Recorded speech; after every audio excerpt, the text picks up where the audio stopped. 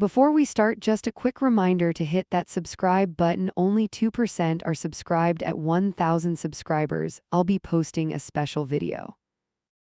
The chain caught the door and snapped my wrist back. I froze. I'm Lena 32 and I never set that chain when I live.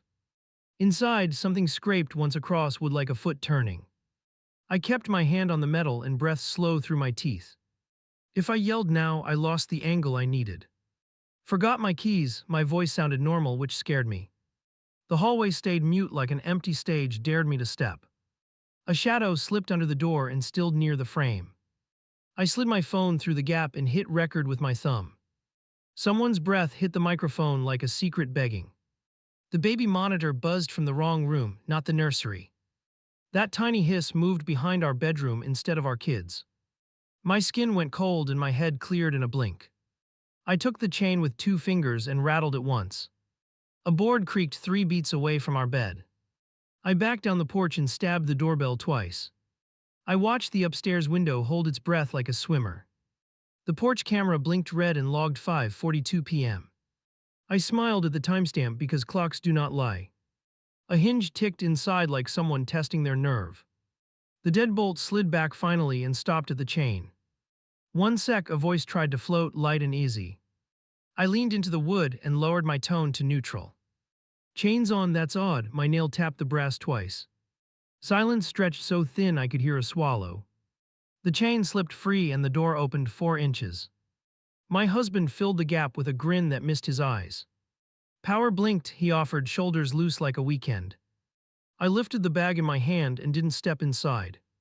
"Where's the sitter?" I asked and watched his throat tighten. A laugh burst upstairs, then killed itself midair, too late. He flinched and covered it with a cough and a shrug. "TV autoplay," he said while already hating the word. I tilted my head and let the pause do the work. Every line needs space and I stopped giving space. I stepped in and left the door wide like an alarm. The air carried shampoo that I do not buy. Noted, that sweet note moved me toward the stairs on purpose. He shifted left to block the hallway with a soft stance. I looked past him and counted footprints in thin dust. 1 hoop earring blinked from the shoe tray like a flare. I met his eyes and touched it once with my fingertip. "Cute," I said and dropped it in my pocket for later. He laughed through his nose and reached for my sleeve. I watched his hand stop short like it hit a fence. A text pinged from the bedroom with our old tone. 3 notes we chose when our kid was born. My stomach flipped and then settled into something sharp. He moved to go silence it and I didn't let him. "Take our child downstairs," I said, and he froze. The monitor hissed again from our room like proof. I picked it up from the dresser and watched the tiny screen. Empty crib, camera pointed at the door I was holding. I set the device down and placed my phone beside it. 2 red dots watched him breathe like small wolves. The bathroom door opened a crack and closed without a sound. I crossed the room and tapped the wood with 2 knuckles. "Needs replacing," I murmured, loud enough to travel. The crack widened and a bare foot pulled back fast. I smiled because fear teaches faster than lectures. I opened the closet and snapped a photo of our bed. Just corners and creases and a profile I knew too well. He stood behind me and waited for a script I would refuse. I kept moving without looking at him once. Control lives in motion and I stayed moving. Back in the hall, I placed my keys on the ledge. The clatter carried through the house like a signal. Downstairs, the front door remained wide for witnesses I might need. I turned my face toward the bathroom and softened my tone. "Come out," I said, and left the name hanging like bait. The handle clicked, but the door stayed firm against my palm. "I'm not angry," I said, and heard my voice stay steady. "I'm accurate." The word landed and something inside wilted. The door opened an inch and then another inch. I didn't look yet because power works best on a delay. He started talking about stress like a man reading instructions. I raised my hand and he shut up on instinct. "Tonight is inventory," I said, and watched him swallow. No lectures, no story, just points that would draw blood. I pointed at the earring in my pocket and waited. Footsteps crossed tile soft as a cat dodging a trap. The sitter stepped out in a towel and stared at the floor. Her pulse jumped in her neck and her lips trembled once. She braced for impact and found quiet instead of screaming. Quiet is heavier, and I kept it heavy. Dress, I said, and handed her the laundry basket. She nodded fast and vanished with a rush of hangers. My husband rubbed his wrist and stared at my phone. 2 recordings watched him like small, patient knives. He reached toward them and stopped when I smiled. I moved to the door and checked the porch camera again. The red light glowed and gave me another time mark. I adjusted the angle so the entry stayed in frame. Evidence breathes when the lens points the right way. He watched me work and understood the new map. I carried the monitor downstairs and placed it near the couch.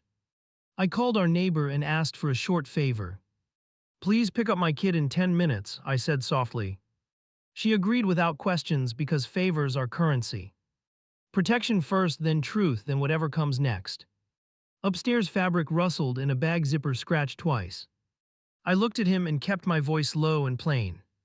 "You will stay until she leaves and you will wait." He stared at the doorway like a runner on the line. I held the frame with one hand and blocked the gunshot start. The sitter came down dressed and pale and shaking hard. She went for the door and stopped when I lifted a finger. "Your pay is in the drawer," I said without blinking. "Return the spare key before you walk." My jaw locked. Her eyes flicked to my pocket like she felt the earring burn. She dug in her wallet and set a small key on the table. I slid a plastic bag across and watched her drop it in. She whispered an apology and her chest folded in half. I opened the door and let the camera claim her exit. The street took her and the house exhaled too slowly. He tried a gentle apology and reached for my shoulder. I stepped back and let his hand fall into empty air. "Later," I said, and locked the door behind the sitter. The locks clicked like steps on a staircase I would climb. Up there was a plan and I was already moving. I moved first and he followed a step behind. Wallet and phone on the table, my tone left no exits. He set them down and kept his hands visible. I placed a small notepad beside them like a witness. "Unlock," I slid the phone closer with one finger. He hesitated and glanced toward the stairs like a trapped sprinter. "Face recognition fails if I blink," he tried with a dry smile. "Then use the code," I said, and watched his shoulders drop. Numbers tapped in quick sequence and the screen opened. I tapped search and typed one letter at a time. Names populated with neat timestamps and too many hearts. He watched the list load and finally looked away. "You will text her now," I pushed the device back. "Your message says we are done and it ends tonight." He cleared his throat and typed with stiff fingers. I leaned in and rewrote one line until it burned. "Send." The message flew and the tiny status confirmed. Another bubble appeared immediately with a single question mark. I took a screenshot for later and turned the phone face down. He reached for the wallet and I slid it farther. A car door thudded outside and I checked the time. Our neighbor would reach the school in 3 short blocks. He started a plea and I cut it with a look. "Save it for the part where I ask," I warned. We stood 5 feet apart and neither of us blinked. I counted the heartbeat in my wrist and steadied. Control felt like a tool, not a trophy. I planned the next move and kept my face blank. "Open the laptop," I said, and walked to the charger. "Airplane mode now." I waited until the icon appeared. "Next we export the thread and the call log." He muttered about privacy and I set the notepad on edge. The drive accepted the files and spun without complaint. I labeled the archive with a number and today's date. Clean names save lives when truth gets slippery. His gaze stuck to the door like he expected rescue. Footsteps rattled on the porch and then paused. My neighbor's knock arrived with a bright hello through wood. I answered with one calm word and sent her away. The porch settled again and the house returned to silence. I handed him a glass of water and did not drink. "Your part is logistics," I said without raising volume.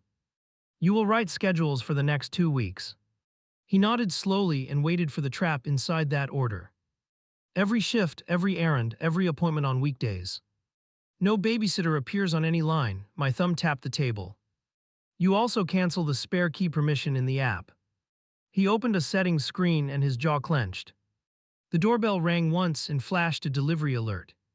I used the video feed to capture the carrier's face. Proof that no third person entered after the sitter left. He noticed my sequence and understood the cage tightening. "Call the clinic," I said and passed him my phone. You ask for testing today and again in 6 weeks. His mouth opened and closed and then he dialed. I booked the earliest slot while he breathed shallow. Down the block, a siren rose, then faded like a threat. The sound sharpened my focus and I kept moving. I opened a new email and attached the export. I CC'd my private address and set a subject line. Now your car keys. My palms stayed open until they dropped. You will stay in the guest room tonight without debate. You will hand me the garage remote as well. He peeled it off the visor clip and laid it down. My phone buzzed with a reply from her number. A long paragraph begged for time and mercy and discretion. I forwarded it to myself and blocked the contact. The block went through and left a quiet ache. Next step, I said and held up the tiny monitor. We test childcare without her and without you. His stare flickered with something like shame, then defense. I let it pass and scheduled a trial with a new agency. I turned to him with a single instruction that mattered. You will write a statement acknowledging the events of today. Simple sentences, no excuses, your signature under the date. He swallowed hard and asked for a pen like a student. While he wrote, I photographed each line without comment. The phone shutter clicked and the pages stacked neatly. He scratched out a phrase and rewrote it cleaner. Admitting in ink felt heavier than any spoken apology. The printer whirred and the room felt close. I slid the pages into a folder and sealed it. He watched my hands like they were a jury. I set the folder by the door where I could grab it. A message arrived from the school with a quick update. Pickup confirmed by the neighbor and arrival time logged. I thanked her with a voice note and cut the line. No children in the crossfire was my only rule. I told him to pack the guest room with essentials only. 3 shirts, 2 pants, toiletries in 1 bag. He opened his mouth and then shut it again. Restrictions teach faster than arguments, and I kept teaching. He carried the bag upstairs and the stair treads complained. I followed halfway and waited outside the open doorway. No secret calls, no disappearing acts, no hidden devices. He moved slowly like a man measuring each step. Back in the living room, I checked the porch feed again. The timestamp aligned with my photos and the delivery clip. A clean chain of custody keeps people honest under pressure. I saved the sequence to a fresh folder with a locked name. He came down and stood with empty hands and tired eyes. Dinner later, I spoke like a manager closing a meeting. After we visit the clinic and the notary. His head jerked at the word and then settled. You want a notary? He asked with a tight jaw. Yes, I answered, because signatures grow teeth that way. We notarized the statement and the plan for separation. He looked at the floor and finally nodded once. I sent a text to my sister with 1 line. Need you as a witness at 6, no details followed. She replied with a thumbs up and a heart. Support arrived in symbols and I took the strength. The minute hand crawled and I checked my list. Clinic, notary, childcare, locks tomorrow morning. Each item carried weight and cleared a path. The path did not include second chances tonight. I turned off the hallway sound monitor and pocketed it. The upstairs bathroom remained empty and the bedroom shut. I did not police those doors anymore because evidence stood. He watched the way I ignored them and flinched. Put on shoes, my voice left no room for protest. We leave in 10 and we return with papers. He reached for the jacket by habit and paused. I tossed it to him and kept the pace relentless. At the threshold, he glanced back at our room. Hesitation can be a confession when everything is recorded. I locked the handle and took the keys with me. His exhale trailed behind like a truce I did not sign. We stepped outside and the air bit like truth. I checked the porch feed one last time before leaving. The lens watched the doorway and captured our exit. This was the footage I would show if needed. In the car, I placed his phone on my lap. He kept his gaze forward and gripped the door. I opened navigation without asking where he wanted. The route populated and the appointment clock started. 2 blocks in, he tried to speak and stopped. The quiet between us felt surgical and efficient. I let it hold because clarity grows in quiet. Ahead, the clinic sign came into view like a verdict. I parked and paused long enough to feel the tremor. Fear can help if you let it move your hands. I took the folder and the phones and stepped out. The automatic door slid open and the next phase began. I pushed the clinic door with my shoulder and kept walking. 2 tests, both of us earliest slot, my voice landed hard. He hovered near the sign-in tablet and waited for rescue. I wrote our names and stared until his finger moved. The nurse glanced up and clocked our faces in one beat. Consent for labs now, she slid forms and pointed at boxes. I ticked every option that mattered and handed him a pen. He signed fast, then flinched when I kept a copy. Blood draw first, then swabs, then the quiet room. He tried a joke and it died between us. I stared at the ticking wall unit and counted backward. The door clicked when the phlebotomist left U.S. alone. Results come staggered, the nurse added with practiced calm. You'll receive alerts through the portal, her eyes lingered. I nodded once and asked for printed confirmations. Paper beats memory when people rewrite scenes under stress. We stepped back into the hallway and I aimed us out. He reached for my elbow and found air. Car, I said, and the word kept him close. I texted my sister a time and a cross street.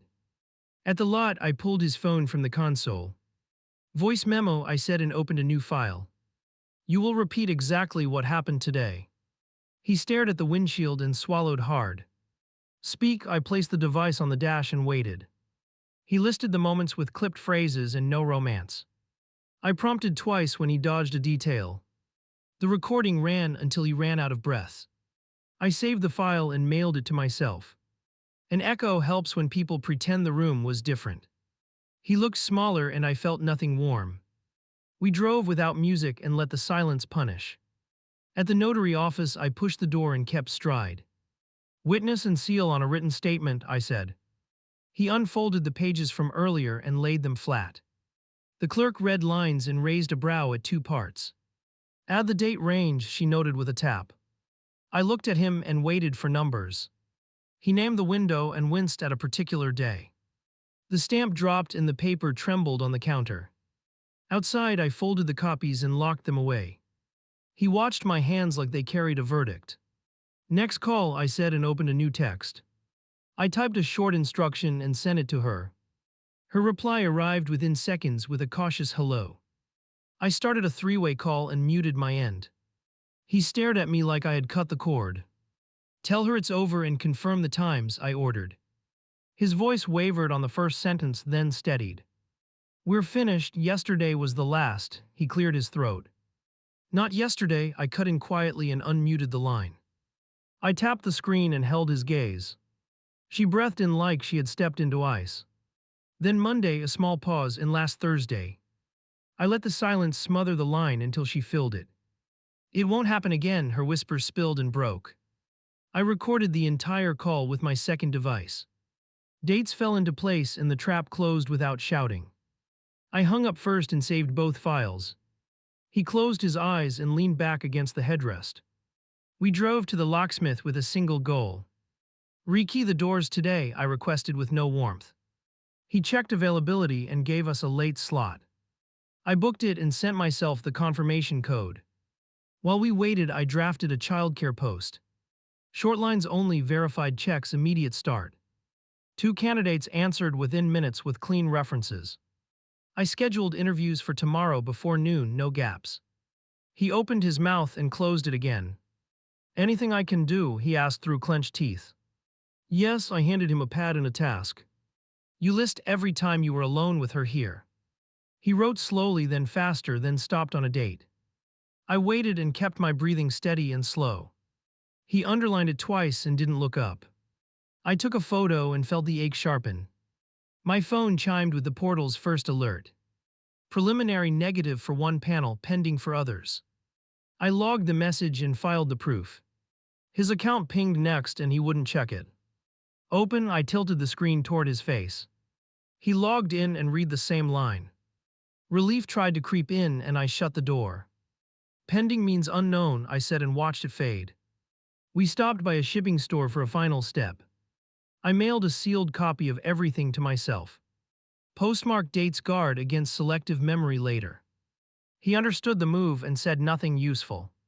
My sister texted from the meeting point with a wave emoji. We pulled up and she slid into the back without chat.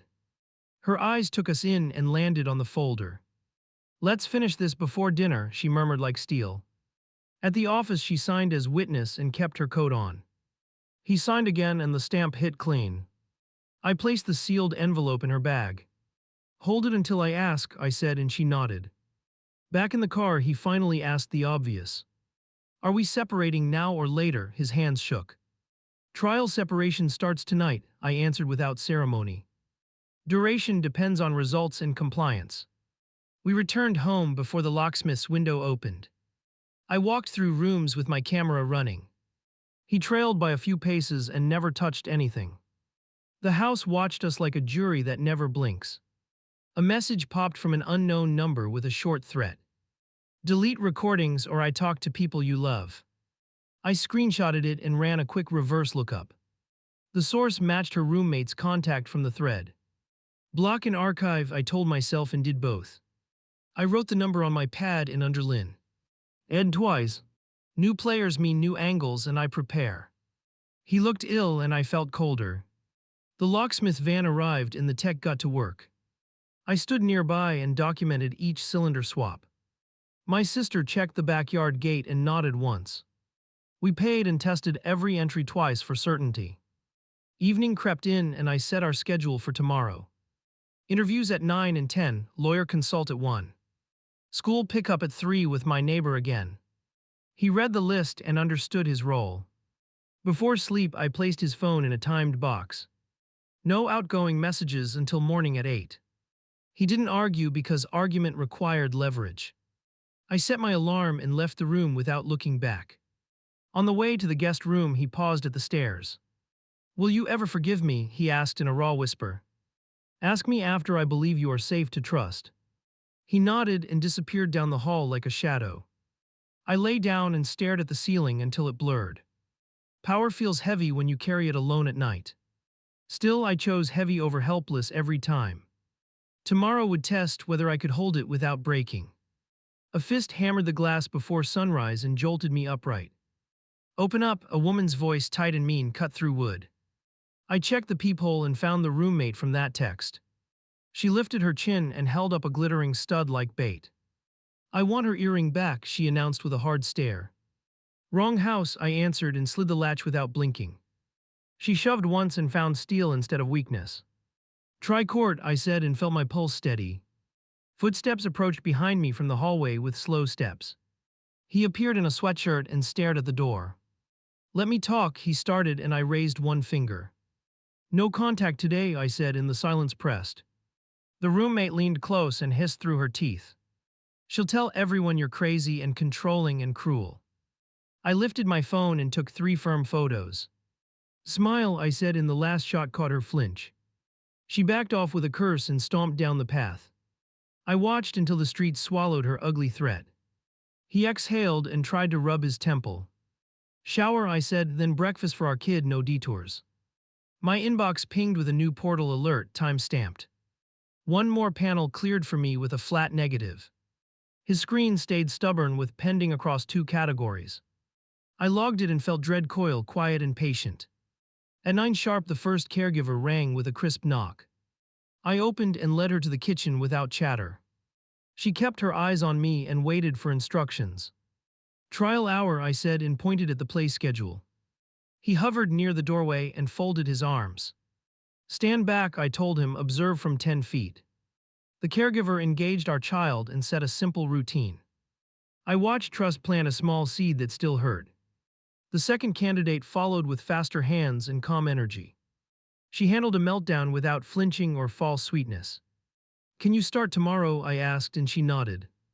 A contract on her phone appeared and I signed cleanly. When they left, my phone lit with an unknown number. A blocked voice warned me to drop this or lose everything. I recorded the message and emailed it to myself. Fear tried to dig in and I kicked it out. He drifted closer and reached toward my shoulder, cautious and slow. "Stop touching me while your labs are unfinished," I said. He let his arm fall and stared at the floorboards. I did not look away because mercy had rules. At noon, the lawyer's office joined by video on my laptop. I spoke first and shared the sealed packet and dates. She listened, tapped a note, then focused on custody risks. "Document neutrality in front of the child," she advised, clipped and serious. We continue separation at home for now, I confirmed while breathing steady. You draft a temporary plan today with visitation and expenses. She agreed and asked for one last evidence clip. I uploaded the porch footage with the roommate's threat and waited. Her reply arrived fast with 2 clear steps. Restraining language if the roommate returns, notarized statement attached. Do not respond to provocation, keep logs by day. I thanked her and ended the call without small talk. He watched me close the laptop and search my face. I'm doing the best I can, he offered, barely audible. Do better by telling me the missing location, I answered. He stiffened and my stomach knew I had aimed true. Rideshare history, I ordered, hand open for his phone. He unlocked it and looked away from the screen. I scrolled through nights that matched her shifts. 2 trips ended at the same motel across town. Room number, I asked, eyes steady on his. He touched the bridge of his nose and faltered. 3rd floor, his voice cracked like a cheap hinge. I marked the times and saved the receipts with location dots. The doorbell met again and my chest tightened. I opened to a courier holding a flat envelope. Signature line, confirmation code, delivery complete. Inside lay the notarized draft from counsel with directives. I placed it on the table and slid a copy across. You initial each clause and commit today, I said. He read slowly, line by line, and hands began to shake. Keep going, I added, and he dragged the pen onward. My sister texted a single question about dinner plans. I answered with short pieces and no flourish. She offered to keep the child overnight if needed. I stared at the message and let hope touch down. He finished the initials and capped the pen. Call her employer, I said, and he blinked fast. Verification only, dates only, no gossip. He dialed and asked through clenched teeth while I listened. They confirmed coverage changes and a sudden resignation yesterday. That word flashed like a siren and hit bone. She quit before fallout landed, which meant she was planning. I hung up the call and prepared for backlash. A neighbor pinged me with a heads up about a rumor. Story going around that I locked a worker inside. I recorded a voice memo with porch timestamps and names. Lies bleed when you hold them under bright documentation. My portal chimed and a new column refreshed in bold. His pending line flipped to a result with 1 value. I read it twice and felt the floor tilt. Not catastrophic, but not nothing, and denial wouldn't help. Your result requires treatment now, I said and met his eyes. We go back in an hour and start protocol. He swallowed hard and nodded without any fight. Fear can be useful when it finally wakes. I texted the caregiver candidate and asked for tonight. She agreed to a trial evening and sent her rate. I accepted, confirmed the schedule, and locked it in. A working plan calmed my hands but not my jaw. The roommate's number pinged again with dead air. I let it record until the silence felt deliberate. I filed it under harassment and flagged it for counsel. Patterns matter when you want a clean, restraining order. He packed the guest room again with fewer things. I watched from the doorway and counted only necessities. He noticed my eyes and left the dresser closed. Small compliance, but pressure teaches quickly when constant. At 5, the new caregiver arrived with a confident nod. I introduced boundaries and emergency contacts without fluff. She memorized them and repeated back each detail. I exhaled a fraction and handed over the evening. We drove to the clinic to address the result. He moved like a contrite man and kept quiet. I watched the nurse mark the chart and prep treatment. The first dose went in and a schedule printed out. On the way back, he started to confess more. Stop, I lifted my hand and stared ahead. Write it later where it can be witnessed. He closed his mouth and nodded once with shame. At home, the caregiver reported a smooth hour. Our child slept on time and asked for a story. She handled it and left notes for tomorrow. I paid her and booked the rest of the week. Night settled and the house felt braced for impact. I stacked the day's papers and labeled every piece. He stood in the doorway like a man awaiting sentence. Tomorrow we meet her once on my terms, I said. He froze and looked like he might bolt. Neutral space, public, 10 minutes, no sidebars. I watched him absorb each word like a blow. Why, he whispered, and I let the pause sting. Because loose ends turn into knives if ignored. Because I want her to hear the rules. And because I will not be ambushed in my own home. His gaze dropped and I marked the meeting on my list. I set 2 alarms and placed the folder by the door. A plan sat inside every pocket and waited. I lay down and let the ceiling blur for a beat. Sleep came late and morning promised a reckoning. I chose the place with cameras and a wide front window.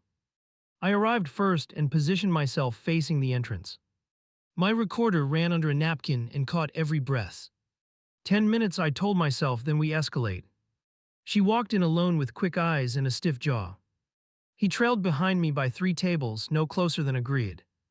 Sit, I tapped the chair and kept my palms flat. No scenes, no lies, and no side channels. She crossed her arms and leaned back like this was casual. You dragged me here over gossip, she tossed out, careless and sharp. I slid a printout across and pointed at the timestamps. Gossip doesn't know room numbers, do you? Her mouth twitched at the corner, then she blinked twice. The pause said more than anything she would try later. He shifted in his seat and stared at a wall. I let the silence stretch until it hurt. You return what belongs to this family, I began, level and clear. Keys, codes, anything digital that opens our doors. She scoffed and reached for her purse, then stopped mid-grab. That tiny stop told me where the risk lived. Put the bag on the table, I didn't raise volume. Slowly, like surrender, she placed it in front of me. I tipped it once and waited for the tell. A thin fob slid out and kissed the wood. Her spine straightened and her eyes darted to the exit. The camera above the counter rotated with a soft tick. I bagged the fob and logged the exact time. Now open your phone and remove our address.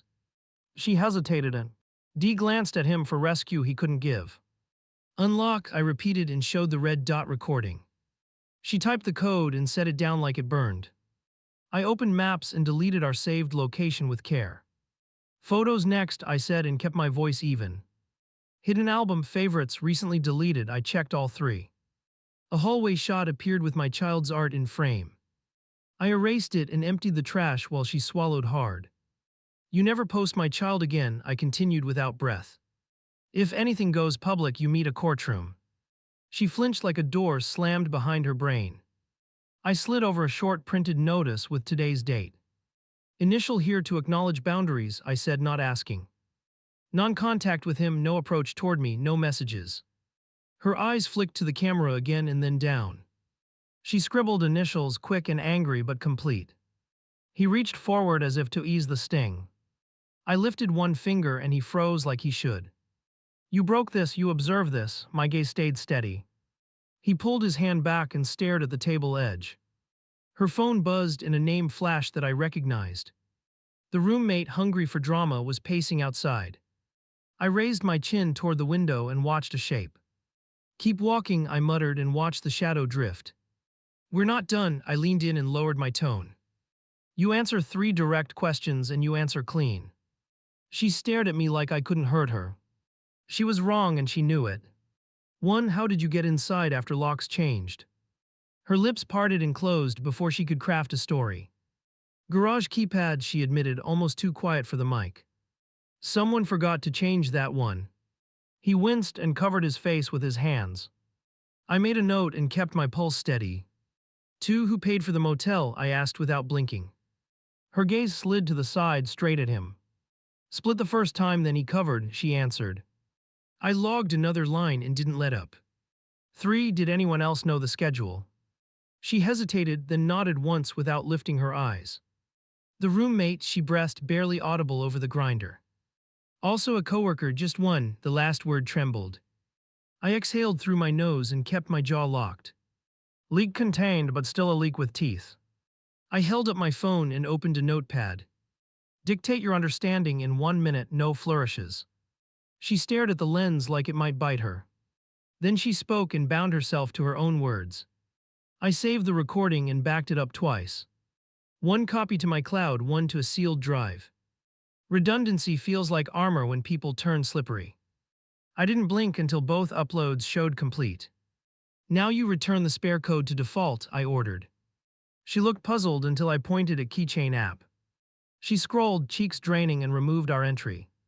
I captured the screen and filed the shot. We stood together to end this correctly and safely. I passed the bag back and kept the fob. You go home and stay out of our orbit, I said. If you cross the line again, I pull every thread. She rose from the chair and tried one last swipe. He promised me he was leaving you, her chin lifted. My mouth curled but my voice stayed ice. He promises a lot when doors are closed. She left by the side exit with fast steps. I waited 3 breaths and turned to him. You just heard your legend die, I said. Now we clean the rest or I burn it all. He opened his wallet and pushed a card toward me. Cancel this one and the linked account, I directed. We called the bank and confirmed the freeze. I logged the reference number and let relief hover. My phone vibrated with a blocked caller again. I answered and stayed quiet while the air hissed. A whisper threatened to expose my child's school online. I recorded the call and flagged it for law. We drove straight to the station with no side stops. I provided the recordings and the harassment log. The desk officer took notes and issued a number.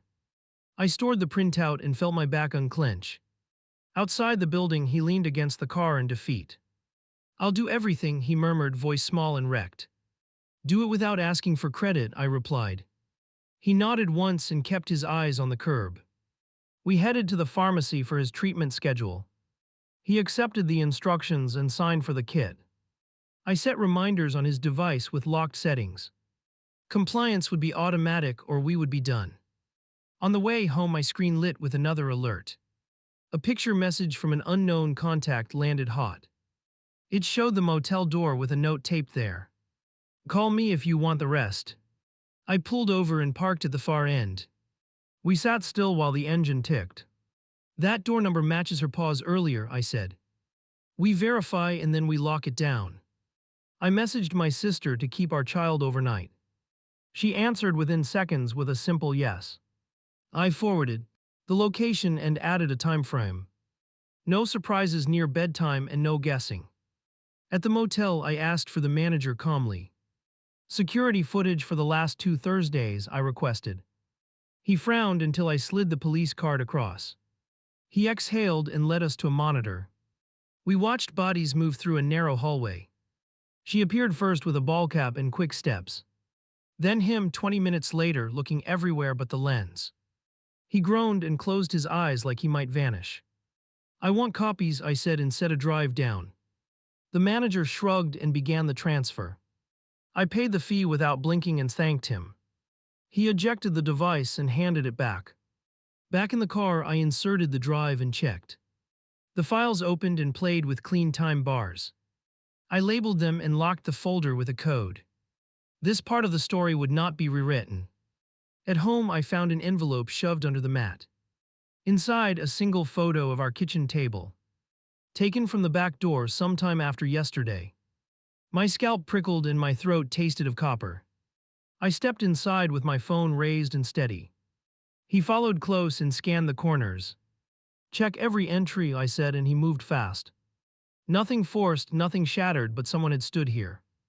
I grabbed the toolkit with my initials on tape. New door sensors clicked into place and chirped. I linked them to 2 devices and a backup line. If anyone entered tonight, I would know before they breathed. He watched me work and finally offered something useful. I had a second number last month, he confessed.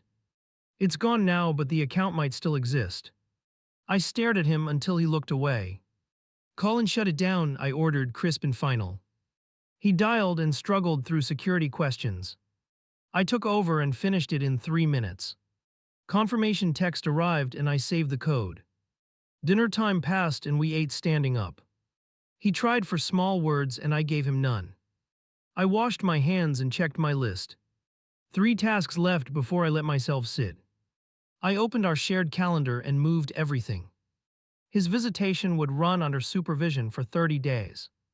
All handoffs would occur at the same public bench. He read the entries and breathed like he'd swallowed sand. I installed a co-parenting app and added him. All messages would live there where judges look. No private chat, no disappearing jokes, no pressure. He accepted the invite and stared at the terms. My lawyer pinged with a draft temporary agreement.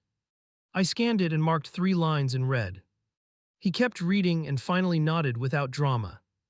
We scheduled signatures for morning and set alarms. The new caregiver checked in with 2 updates. Playtime finished early, bedtime routine stayed smooth. I praised her and asked for an early start tomorrow. She agreed and sent a photo of tidy toys, then signed off. I gathered the day's papers and spread them across the counter. I photographed each stack and built a clean index. He hovered and waited for permission that never came. Guest sheets are in the hall, I told him without looking. A ping landed from a number I didn't save. Meet me alone if you want the truth.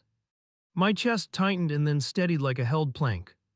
I replied with one line at a time. He watched me type and opened his mouth. I raised my eyes and the question died. You meet no one tonight, I warned, cold and plain. I meet someone with a witness and a camera. I arranged for my neighbor to sit in a nearby booth. She replied with a thumbs up and a timestamp. She would record the room if anything turned ugly. My plan clicked into place with a hard stop. I walked to the closet and pulled a small box. Inside was the first cam I ever hid. I charged it, tested the lens, and packed it. If ambushed, I would own the tape. Before I left, I placed his phone back in the lockbox. Timer set until morning, no exceptions, no loopholes. He watched the dial count down and swallowed hard. Don't improvise, I told him and shut the lid. The meeting point was a quick drive from our block. I parked under a light because details sway decisions. My neighbor slipped in behind me and nodded once. We entered together and split without a word. The table in the corner gave me a view. I set the cam behind a sugar packet and waited. A man approached with a cap pulled low. He slid into the chair and rested his elbows. I'm not with her, he began, voice dry and fast. I'm with the roommate and I hate your husband. I let that sit while I studied his hands. He kept them visible, which mattered to me. She plans to leak your address to a forum, he continued. She thinks chaos will force you to drop everything. I didn't blink, I only leaned in half an inch. Proof, I said and readied my email. He pulled out 2 screenshots and a short clip. Her voice bragged about followers and easy clicks. She flashed my street sign like a trophy. My jaw tightened and then settled into iron. I paid him for the copies and kept it documented. Why help me, I asked, because motives matter later. She threatened my job when I wouldn't play runner. His mouth twisted and I believed the shape of it. We left separately and timed our exits. My neighbor trailed him to the lot and filmed his car. Plate captured, make captured, direction captured. If this turned sideways, we had another thread to pull. Back home, the hallway smelled faintly of cold air. I swept rooms with a deliberate rhythm until breath slowed. He stood at the doorway with a folded blanket. You look different, he whispered, almost afraid to speak. I am different, I answered and felt the truth hit. I had crossed some line and left delay behind.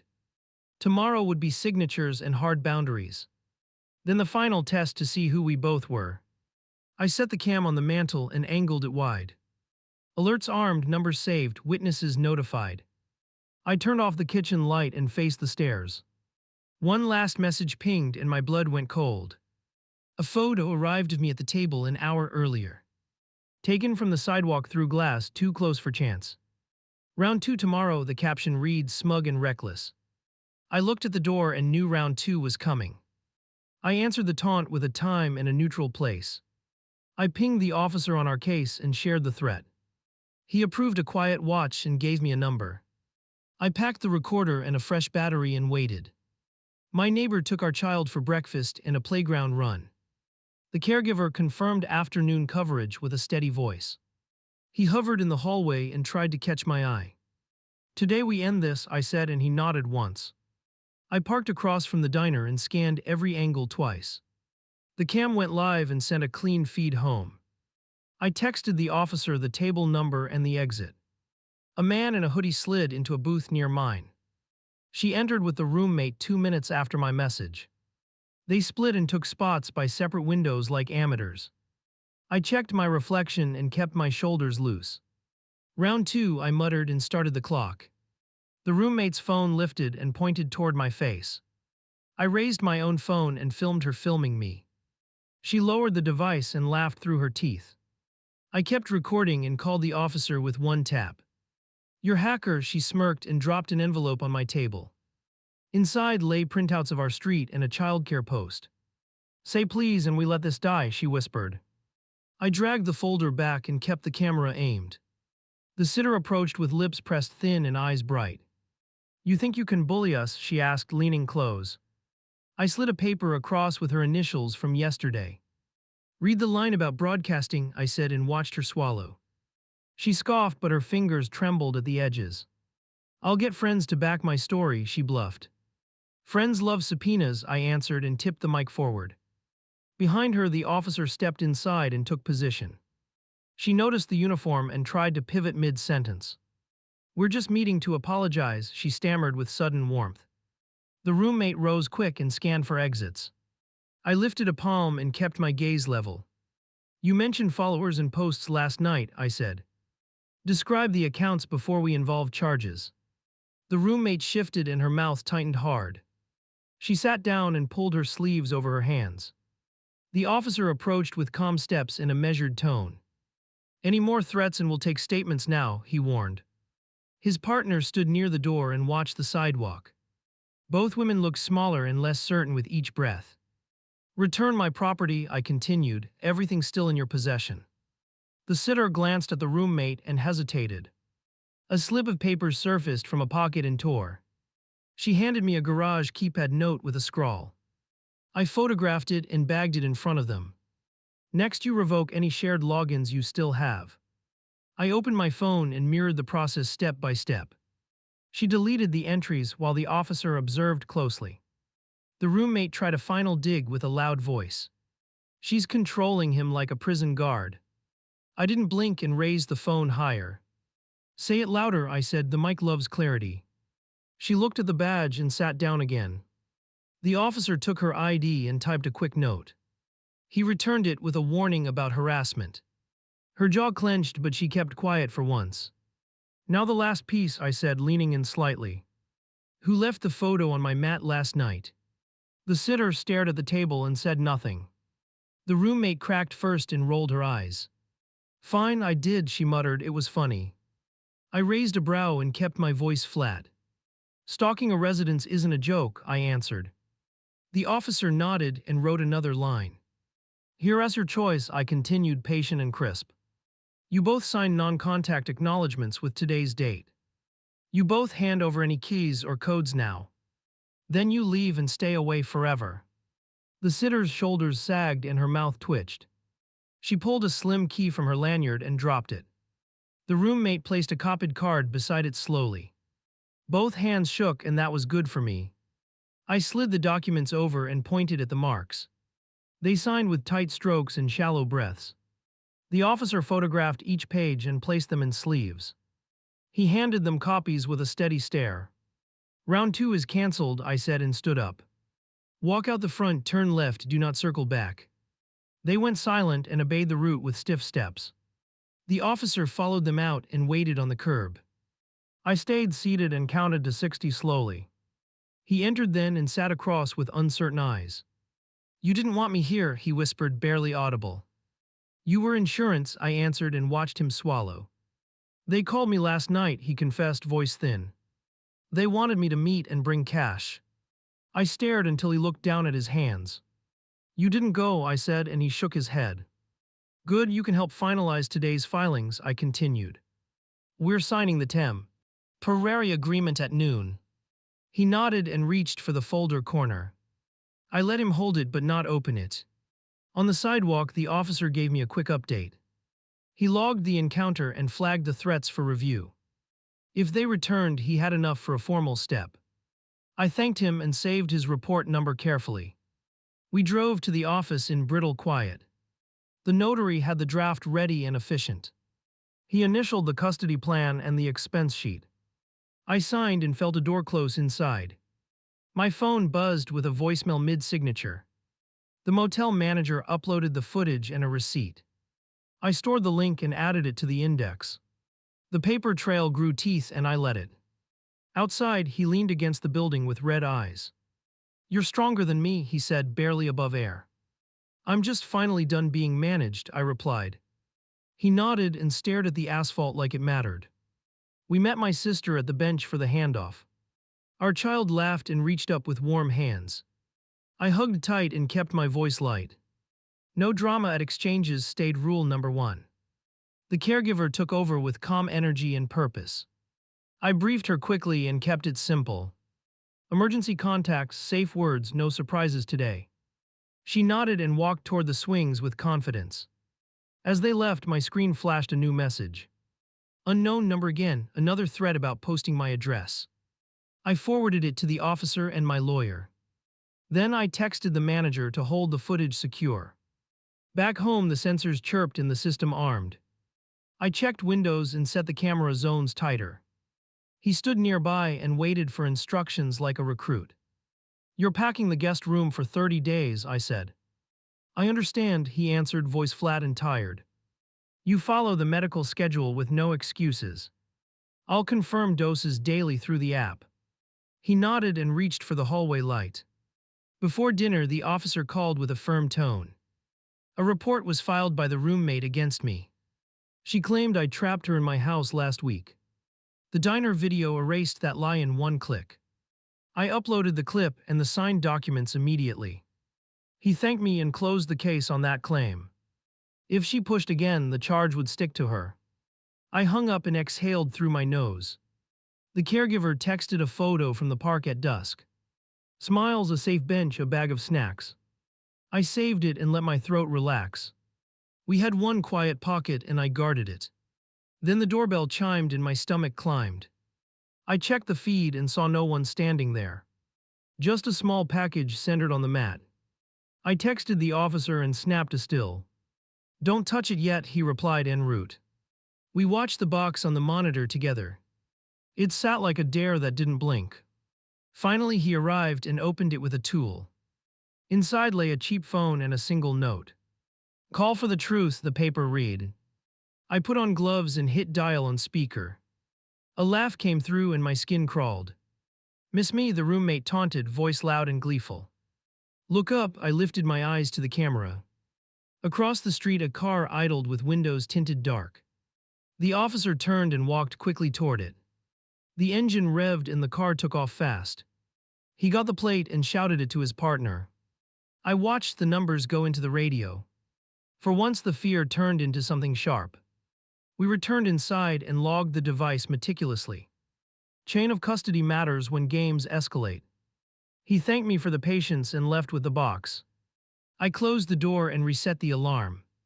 Minutes later, my husband's phone vibrated in the lockbox. I checked the timer and opened it with the code.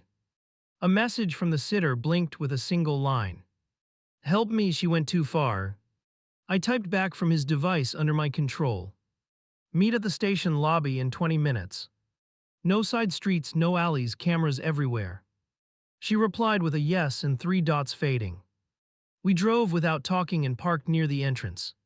She sat on a bench inside and bounced her leg. No roommate in sight, no lurking shapes. I nodded to the officer on duty and approached. She spoke fast and kept her eyes on the floor. The roommate had bragged about burning me online. She also threatened to leak medical details to everyone. I felt anger rise and held it steady. Write it, I said, and pushed the form over. She did, hands shaking, words clean and direct. The officer watched and collected the page. He led her to a desk for a full statement. We left her there and stepped outside into wind. He rubbed his face and stopped near the curb. I want to sell the car she used, he said. Do it tomorrow, I answered, then transfer the funds. On the way home, my phone rang again. The officer announced a traffic stop on that plate. Inside the vehicle sat the roommate with a camera bag. A citation was issued and the equipment logged. I locked our front door and stared at the mantel. The cam's light pulsed and my shoulders loosened. I tidied the papers into labeled folders and breathed. Order returned piece by piece and stayed put. He stood in the doorway and waited without speaking. I'm moving to the spare room at my sister's, I said. You will remain here under the plan and follow rules. He nodded and reached for his keys slowly. I'll keep the house ready for our child, he offered. You will keep it safe, I corrected, calm and firm. No stray visitors, no late calls, no back doors. He looked chastened and placed the keys back down. I packed a small bag and checked the child's room. Everything soft, everything unchanged by adult wreckage. I touched the blanket and felt my chest crack. Then I stood and closed that door with care. Before leaving, I walked him through tomorrow's list. Handoff procedures, clinic check, lock audit. He repeated them back without argument. Consequences had finally taught more than speeches. I texted the caregiver our revised schedule and plan. She confirmed the morning slot and added a smile. I thanked her and sent a tip for today. Trust grows when you water it steadily. At the threshold, he reached for me and stopped. Can I earn this back? He asked, voice rough. You can earn stability and respect, I answered. Love decides later after truth holds. My sister pulled up and honked once and waited. I lifted my bag and stepped onto the path. Behind me, the sensor chimed a final arm. The house watched me leave and stayed quiet. In the car, my sister squeezed my hand hard. You did the ugly work, she murmured, eyes forward. I did the necessary work, I corrected, feeling the weight shift. Necessary beats ugly when children sleep through storms. At her place, I set my bag by the door. I opened my phone and scrolled the day's timeline. Recordings, signatures, stops, plates, names. I saved one last backup and turned the screen dark. Lying there that night, I finally let memory move. Months after month had taught me how to fight quiet. Now the fight changed into building something stable. Different muscles, different rules, same spine. Morning would bring lawyers and locksmith checks again. Morning would bring co-parenting apps and practical steps. Morning would bring tests and meetings and a calmer pulse. Morning would still bring me, and that mattered most. I closed my eyes and felt the room settle. No more ambushes inside my walls. If they tried, alarms would sing and witnesses would watch. I slept with the plan beside me like a blade.